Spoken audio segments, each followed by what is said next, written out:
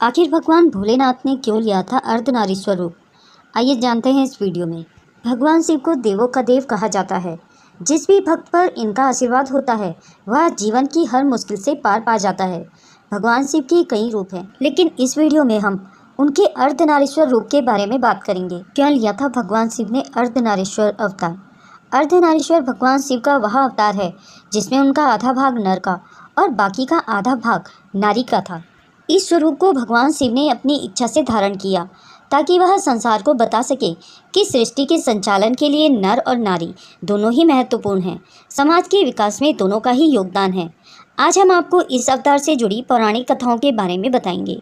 भगवान शिव के अर्धनारीश्वर अवतार की कथाएं। पहली पौराणिक कथा है, एक बार भृंगी नाम के ऋषि थे जो भगवान शिव के बहुत बड़े भक्त थे।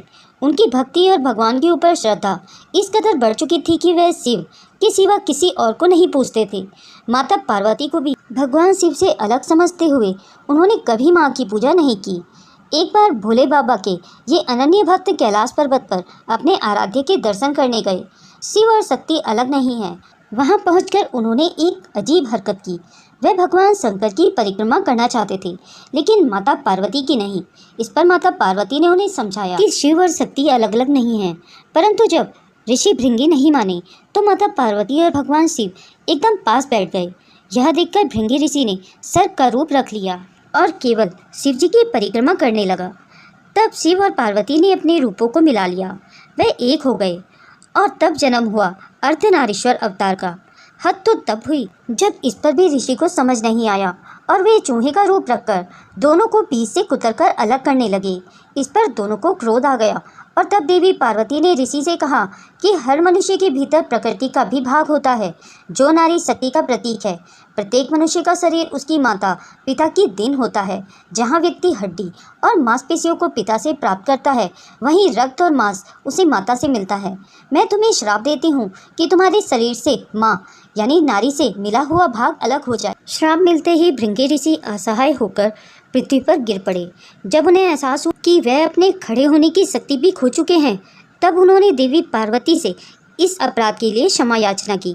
अब क्योंकि माता अपनी संतान का दुख नहीं देख पाती, इसलिए पार्वती जी का हृदय भी यह दृश्य और भृंगी की हालत देखकर व्यथित हो उठा। माता ने जब श्राप वापस लेना चाहा तो ऋषि भृंगी ने स्वयं ही मना कर दिया, क्योंकि अब वह अपराध बोध से ग्रस्त हो चुके थे। ऋषि को चलने में असमर्थ जान शिव और पार्वती ने उन्हें तीसरा पैर प्रदान किया। इस तरह हुआ अर्धनारीश्वर रूप का प्राकट्य, ताकि संसार को नर और नारी का महत्व समझाया जा सके। दूसरी कथा, भगवान के अर्धनारीश्वर स्वरूप को लेकर एक और भी पौराणिक मान्यता है। जब ब्रह्मा जी ने सृष्टि की रचना की तो उसके कुछ समय बाद उन्हें एहसास हुआ कि यह गति नहीं है, इसलिए यह पूर्ण रूप से विकसित नहीं है। ब्रह्मा जी चिंता में पड़ गए कि जितने जीव जंतु मैंने बनाए इनकी संख्या में वृद्धि कैसे होगी। इस दुविधा का निवारण भगवान शिव ने किया। उन्होंने ब्रह्मा जी को मैथुनी सृष्टि निर्माण करने का सुझाव दिया। अब ब्रह्मा जी शिव जी से मैथुनी सृष्टि का रहस्य समझना चाहते थे। इसे समझाने के लिए भगवान शिव ने अपने शरीर को दो भागों नर और नारी में विभक्त कर लिया, और जब ये नर और नारी आधे आधे साथ में नजर आए तो यही रूप अर्धनारीश्वर कहलाया। अब शिव की जो शक्ति थी उसने अपने रूप से एक नारी को प्रकट कर ब्रह्मा को सौंप दिया। शिव ने ही बाद में हिमालय के घर जन्म लेकर शिव से विवाह किया। तभी से सृष्टि में मैथुनी परंपरा से विकास का क्रम शुरू हुआ। दोस्तों, अगर यह पौराणिक कथा आपको पसंद आई हो तो लाइक करें, दोस्तों भी शेयर करें, और ऐसी ही और कहानी सुनने के लिए मेरे चैनल को सब्सक्राइब करें।